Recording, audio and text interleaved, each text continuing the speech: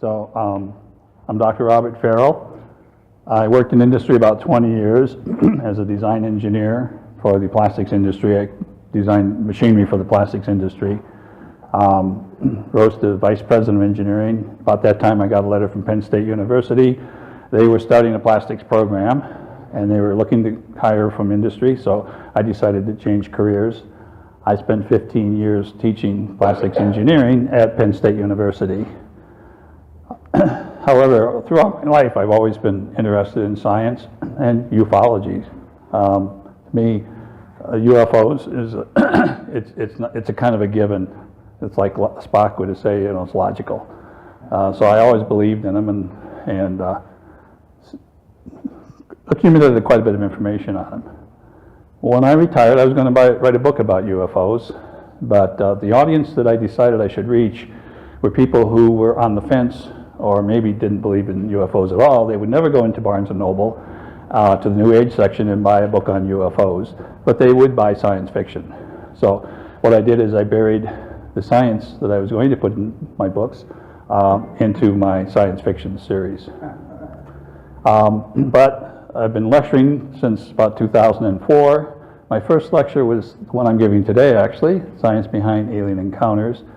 And it was very well received. People were enthusiastic about it. And after a few years, I thought, well, maybe I should put it into print, which I did. And there it is. And that's my style. I have 4 lectures that I give, and eventually they'll all be in print. On Sunday, I'm giving a lecture on Noah's Flood, and it is now in print. Both those books are available at my table. They're also available online. Everything I have is online. So today, we're going to do a brief history of the sightings and the reaction that people have to those sightings, talk about the religious implications, talk about some of the threats, or at least perceived threats, to our national security, talk about the search for ET. Some people don't realize that there may be a connection with crop circles as far as the question, why haven't they made contact? We'll talk about that. I happen to believe that the UFOs propel themselves by gravitational field propulsion, and so I'll talk a little bit about that, about how that's theoretically possible, what's been done through serendipity, and what has been done through serious research.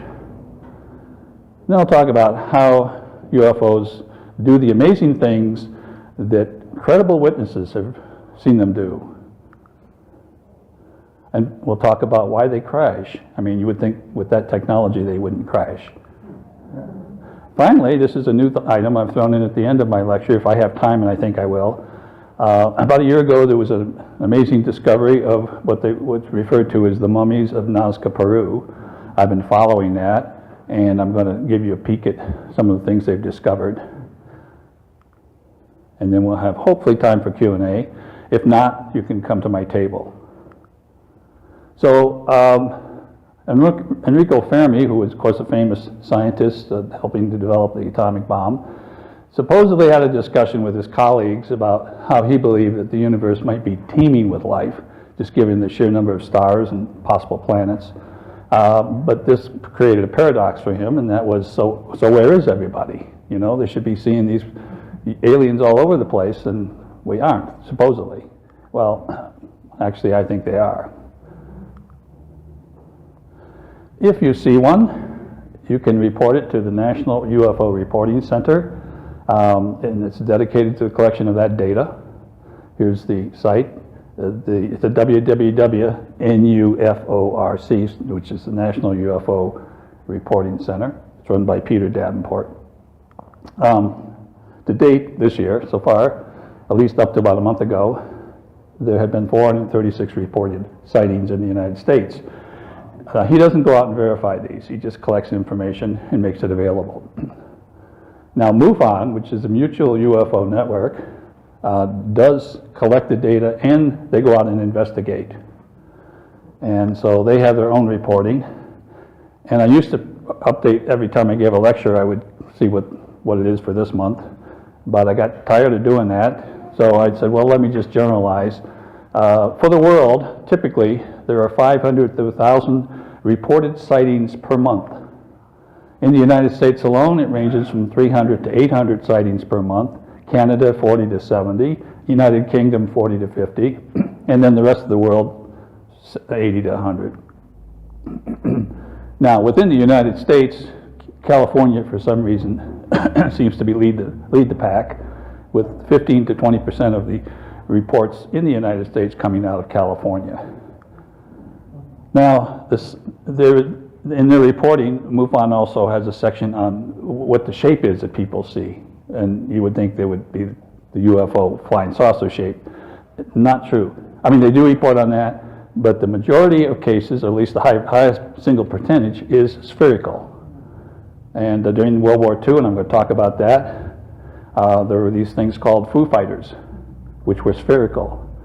And I happen to have a sighting of one of the Foo Fighters, and I think if you're going to see one, chances are you're going to see one of those. In my opinion, what they are drones.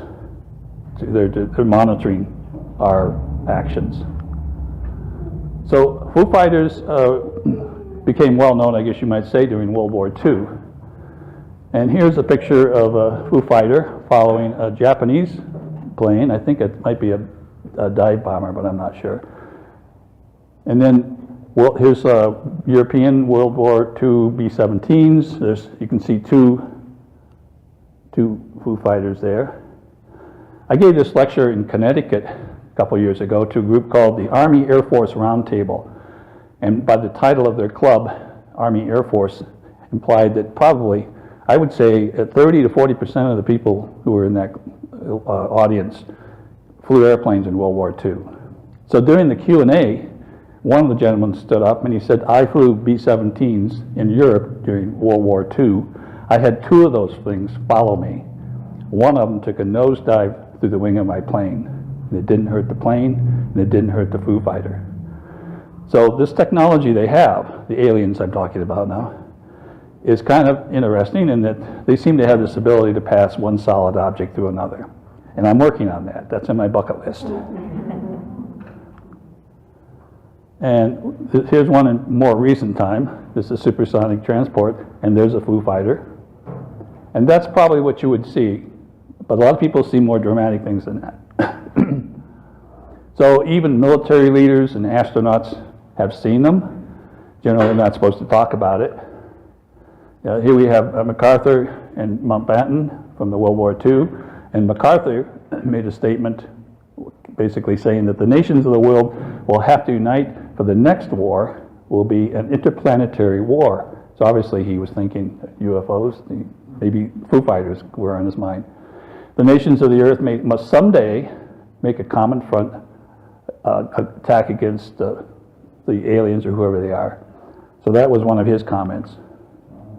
More recently, this has been on the news. This was a recording that was made, as you can read at the top, in 2004 by a Navy plane off of San Diego, I believe it was. And they didn't know what it was. I mean, it was really an unusual thing. But it was recently released from the Department of Defense in December of 2017. So I think there's a lot of information that our Department of Defense is not sharing with us, but I also think we're on the verge of things changing in that regard. Astronauts, of course, had a gag order. They weren't supposed to say, hey, we're up here flying around the Earth and there's a UFO following us. They couldn't say that. They had to use code words. But anyway, even before he became an astronaut, Deke Slayton, he said in 1951, for instance, he was testing a P-51, which was the hot plane for that time, in Minneapolis, and he spotted one of these UFOs. And he said, as he got closer, it looked like a weather balloon, but then when he got really close, the thing took off and just shot up faster than anything he'd ever seen before. So he knew about the technology that we had, and obviously this was technology he knew we didn't have. Gordon Cooper, there's some YouTubes I would encourage you to listen to. A lot of times when I give this lecture, I have more time, and I actually play the YouTube. He speaks, I don't know how old he was when he made that, but he speaks very slowly, and so I don't have time for it. But anyway, You go on YouTube and Google Gordon Cooper interview. It's really interesting. I'll give you a little summary of what he said, though. Again, in 1951, he said he saw a flight of these UFOs while he was flying his F-86 in Germany. And in 57, this is really interesting, he was at Edwards Air Force Base. They were doing some flight testing. They had a film crew out there on the tarmac. And so they were doing this, whatever, and all of a sudden this UFO flies over their head, lowers its gear, and lands in front of them. So that was kind of amazing. Everybody got excited. The camera crew picked up their cameras and started running toward the UFO, and it got excited and lifted off and flew away. So also, even more recently, and if you remember the Gemini series we had before the Apollo series, both McDivitt and White had a sighting in 1965. The Russians were even seeing these things.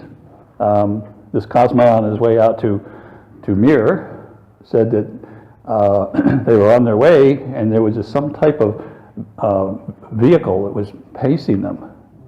He said it was about 120 feet long, and he felt it had inner holes. I'm not sure how he knew that. And it was only about 80 feet away. So that's like, I don't know, the length of this room. But anyway, guess what? They filmed it, but when they landed, somebody took the film away. That happens.